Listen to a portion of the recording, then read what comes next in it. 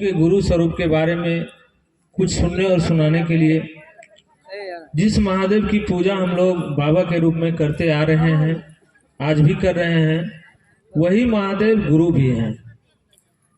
उनको अपना गुरु बनाने के लिए साहब श्री हरिंद्रानंद जी ने हम लोगों को बहुत आसान तरीका दिए हैं।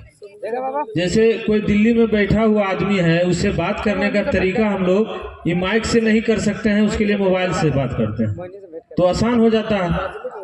बात उतना ही है लेकिन तरीका खाली हुआ। जैसे हम लोग पूजा करके चाहते थे महादेव से सुख लेना, शांति लेना, सम्मान लेना, लेकिन तरीका मालूम नहीं था, जिसके चलते बहुत समय लगता था। पहले के जमाना में आप देखते होंगे कि लोग टमटम से चलते थे, अभी भी टमटम से जा सकते हैं लोग, लेकिन अब टेम्पू हो गया, टोटो हो गया, तो उसके अनुसार से हम लोग बदल गए। समझ में आ गया कि पहले खेती हर बैल से होता था, आज भी हो सकता है, लेकिन अब ट्रैक्टर से हम लोग करते हैं। हमको आपको समझ में आता है, उसके अनुसार से हम लोग चेंज करते हैं। ठीक उसी तरह से पूजा पाठ की दुनिया में सदियों से होते आ रहा है पूजा पाठ, और बहुत समय भी लगता था लोगों को। रावण के बारे में भी जानते हैं, बगल में देवघर है, महादेव को खुश करने के लिए बहुत समय लगा उनको। आप जानते हैं कि सर काट कर चढ़ाने लगे, 9 सर काट दिए थे, 10वां में महादेव प्रकट हुए, वरदान भी दिए, और वो महादेव से त्रिलोक की शक्ति ली। त्रिलोक की शक्ति का मतलब हुआ कि जितना भी देवी देवता है सब उनके अनुसार से चलता था, लेकिन महादेव से ज्ञान नहीं लिए। तो आप उनके बारे में जानते हैं कि उनके जितने भी परिवार के लोग थे, वंशज, सब खत्म हो गए, युद्ध हुआ, राम रावण लड़ाई।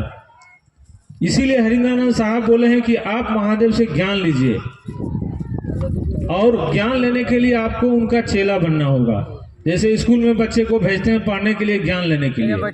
ज्ञान के मतलब होता है समझ।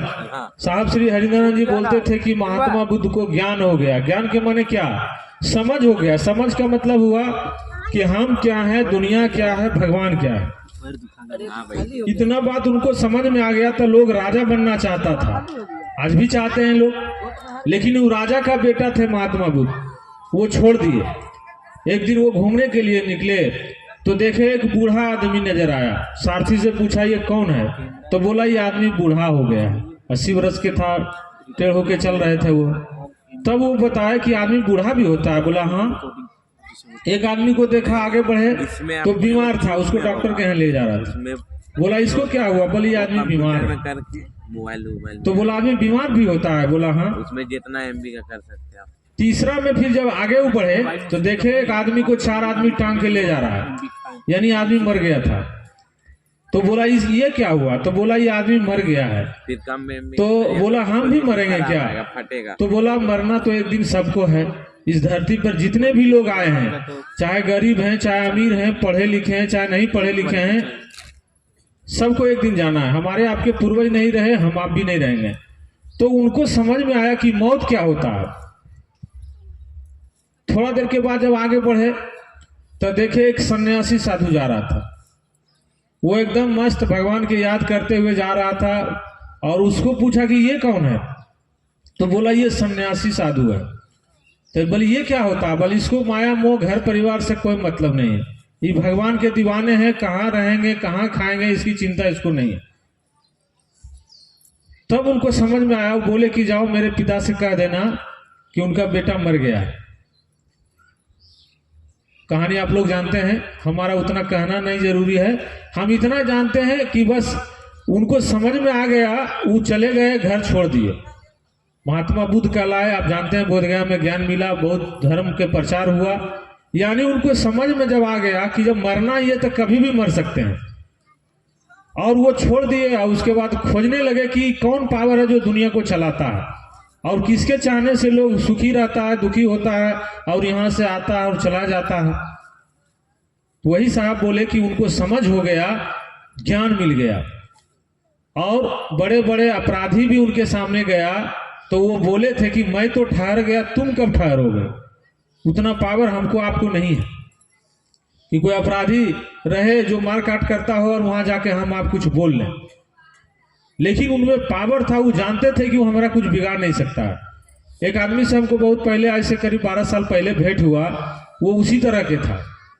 संयोग थे हम हमारे साथ उनको कहीं जाने का मौका मिला, हम उनको बोले कि शिव जगत का गुरु हैं, आप भी उनको गुरु मान सकते हैं। तो बोला हम बजरंगबली का पूजा करते हैं, दिखाया टीका उका लगाए हुए थे। हम बोले ठीक है, महादेव का 11वां अवतार है।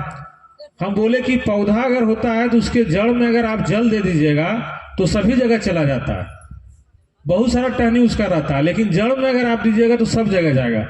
तो वो चुप हो गए। हम कहें कि आप भगवान के रूप में पूजा कर रहे हैं, ऐसा नहीं है हम दूसरे के कह रहे हैं। हम बोले एक आदमी किसी के पिता होते हैं, किसी के भाई होते हैं, किसी के चाचा होते हैं, तो क्या आदमी बदल जाता है? तो बोला नहीं। तो हम बोले वही बात है, महादेव के देवता स्वरूप से जुड़े थे, उनको गुरु मान के थोड़ा ज्ञान ले लीजिए। आज तक तो सब लोग उनसे धन लिया, संपत्ति लिया, संतान लिया, तो ज्ञान आप ले सकते हैं। तो बोला करना क्या होगा? था बोले 3 काम आपको करना है।